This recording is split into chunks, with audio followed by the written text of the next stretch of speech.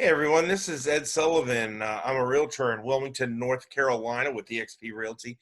But the purpose of this particular webcast is to give a tutorial on the North Carolina Department of Health and Human Services website and its COVID-19 updates. So this is a really great site I've learned about through our local congressman. He provides us updates, and I just want to thank Congressman Rouser for the information that he provides us on almost a daily basis, and his staff as well. So here's the COVID-19 website, North Carolina Department of Health and Human Services. It's covid19.ncdhhs.gov. Will bring you to this website. It'll take you right to the homepage. The homepage is pretty good. It's got right off the bat how many laboratory confirmed cases, 63,000. How many deaths?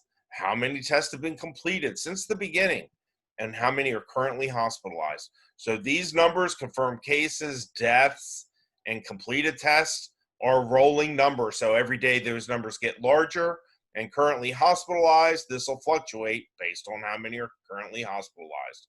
Okay, then you can go to the North Carolina dashboard right there. You can also go to the dashboard right here. You scroll down, there's got more information.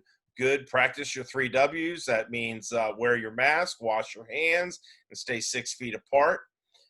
Check my symptoms, and that 6 feet apart is the last W. It means wait 6 feet apart. Check my symptoms. You can look at, hey, these are the things I'm feeling. Do I have COVID? Find my test in place, and then volunteering, and then some other information there for you. So check that part of the website out. I want to get to the dashboard because I love data. And I'm going to give this to you without really putting any of my own personal bias in the data, just to kind of show you what's happening out there. So we hear all the time about all these number of cases that are increasing. So let's look at it. Let's see what's happening. So this is called the CLI Surveillance. That's the COVID-like illness surveillance system. So they ask a little question here. This information gets updated every Thursday at 4 p.m., but it takes you this little graph here, and it just shows you, hey, look, when people were reported to the emergency department, what were their symptoms compared to the prior season symptoms? So basically, are people showing up with more symptom like for COVID over a period of time and during certain times of the year?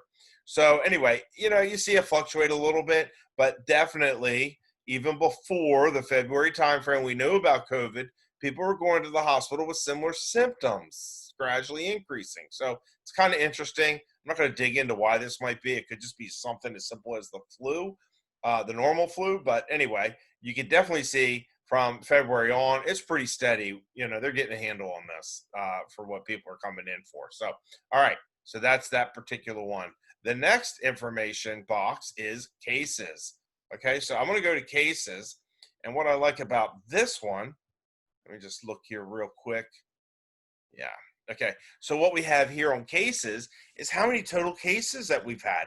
This is a cumulative number from the very beginning. So far in North Carolina, as of this time on Monday, June 29th at 11 o'clock at night, there's 63,484 total positive cases. Okay, that's by the date reported. What's really interesting here is how it fluctuates up and down.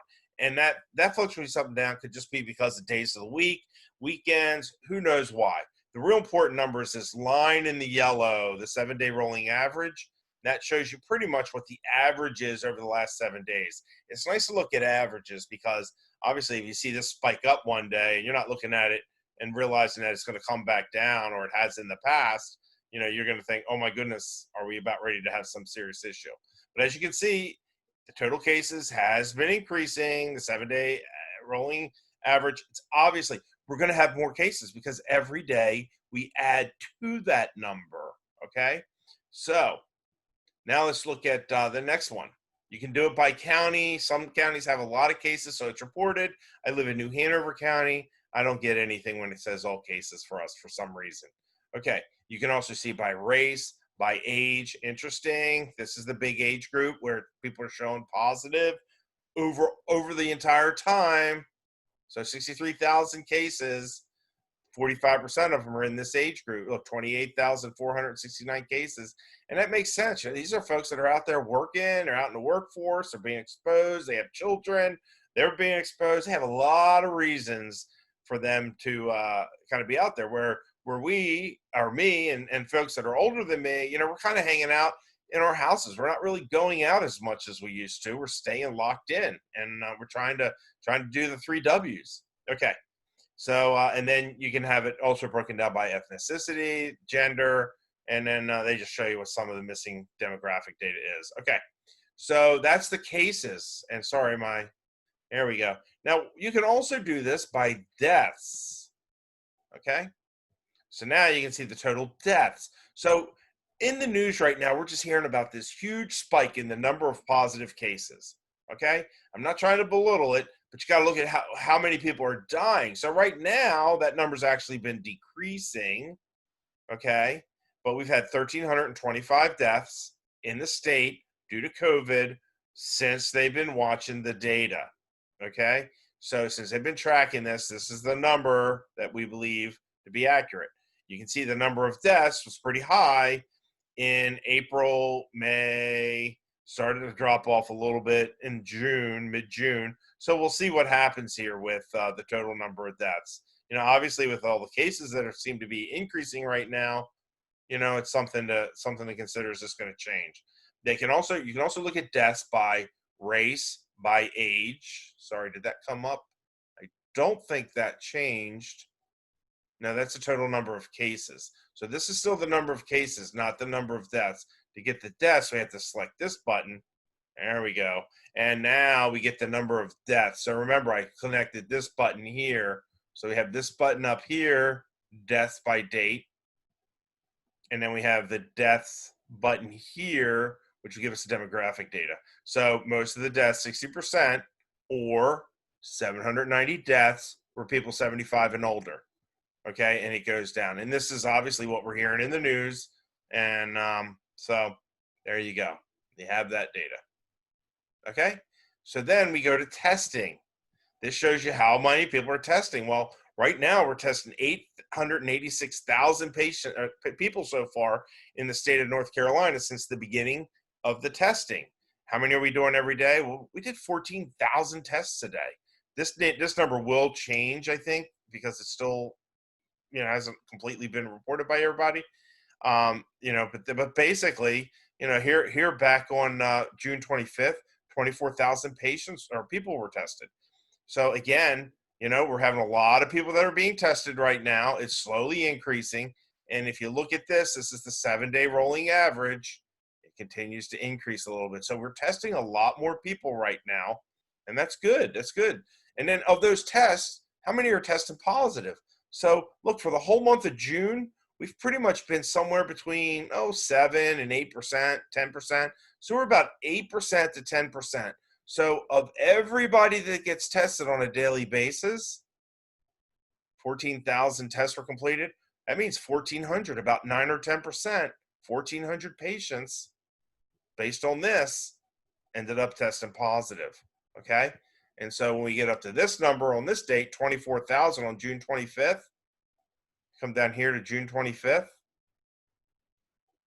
and it was 10%. So that was a strong correlation for 10%. So 2,400 people tested positive on that date. So we're saying, oh my goodness, all these people are testing positive. We're testing more people. You know, that's horrible. You know, what does that mean? Well, you know, I showed you back on cases what that meant as far as deaths. So deaths, sorry to be swinging around a little fast here, but when we come down here and we look at deaths, and we look at deaths on this one, you know, we see the number of deaths that are falling off. So even though more people are testing positive, the deaths haven't gone up with those number of people testing positive based on this data. I guess, you know, you always have to wait. I'm not trying to interpret the data here. I'm just showing you what it's saying. And then we get down to the hospitalizations, which is really important because we have all these people that are testing positive. Well, how about hospitalizations? Are hospitalizations peaking as well? Well, no. I mean, hospitalizations are high, but they're not like going crazy high with all those people. But then again, you know, it's staying, it is growing, it is increasing. But right now, there's 843 currently hospitalized of the 75% of hospitals that are reporting. So 25% aren't reporting. So you can just assume, it's not a great assumption, but you can say, well, maybe 25% of those that aren't reporting, it means we have 25% of this number could be a little bit low. So it could be up over 1,050 or so. That's not a great connection. The real connection, 75% hospitals reporting, 843 are currently hospitalized due to COVID. And if you ever want to know what this currently hospitalized means, you go to this little mark right here, and it will define what's happening in the block below. Ventilators, define what ventilator use means. So what they're saying is that these are just ventilators being used, not necessarily specific to COVID-19.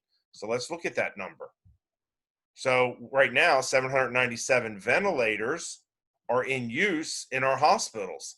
We have 2299 ventilators that are available for use. So we're looking pretty good with ventilators that are available right now should we have a really spike in hospitalizations and people need ventilation. Okay. And then how are we doing with hospital beds? So our hospital beds overwhelmed? Right now, 76% of the beds are available or being used in intensive care units, which means there's 24% that are empty. Okay, so 24% aren't being used. So that's a pretty good number to have that many available beds if we should see a big spike right now in COVID patients that are positive that require hospitalization. And then here we have just inpatient hospital beds. This is intensive care unit beds, so that's really sick ones. But just in the hospital beds, people who are there that don't require intensive care, they're at 70% too, and 29% are available. So right now, we're in pretty good shape in North Carolina across the board. If we do have some type of spike, but that's not based. That's looking at all the hospitals. An individual hospital like Greensboro or here in Wilmington, they might not have 24% of the beds available. They may only have 2 or 3% of the beds available. This is looking at it across the board. So just keep that in mind. It's not area specific. Okay. So contact tracing, I'm not going to get into. PPE is kind of interesting. It just tells you how much personal protective equipment is available right now. And according to the North Carolina Department of Health and Human Services, they're giving everything a check when it comes to face shield, gloves, gowns, N95 respirators, protective masks, or procedural masks. They feel like right now, based on what they're seeing for hospitalizations and everything, and right now everything's pretty good. We have a good supply of current inventory for these PPEs. And then here's some other critical supply, looking at it from the private sector, how much has been ordered, how much has been received, and how much is unfulfilled. So right now they're getting their orders filled for the most part. If it's unfulfilled, like the N95s, well, they're working on that. So they're working on trying to get more N95s available. But right now, according to the state, we're in pretty good shape. We have 399 days of supplies on hand. So that's over a year's worth of supply of N95 respirators. That doesn't mean they can't go quickly if we really have some kind of crisis. But right now we're doing okay. All right. So that gives you a little overview of the dashboard and the Department of Health and Human Services website for COVID-19. If you have any questions, just respond on this in my Facebook page, and hopefully I can get some time to get back with you. Latest info, another good thing, materials and resources here. If you are into social media and you want to do any of these kits or know your W, you need some information for your business, this is a good place to get it. Let's just do like the social media toolkit. Look at this. Wow, this one's not the picture I was hoping for. Know your W's, where, wash, and wait. Yeah, here we go. So, they have these little visuals that you can print. You have more information about the 3 W's here. So anyway, there you go with that information. All right. So that's the end of my tutorial here. Again, if you have questions, please text me or personal message me or respond to this post, and I'll be glad to get with you. All right. Thank you so much. Appreciate your time.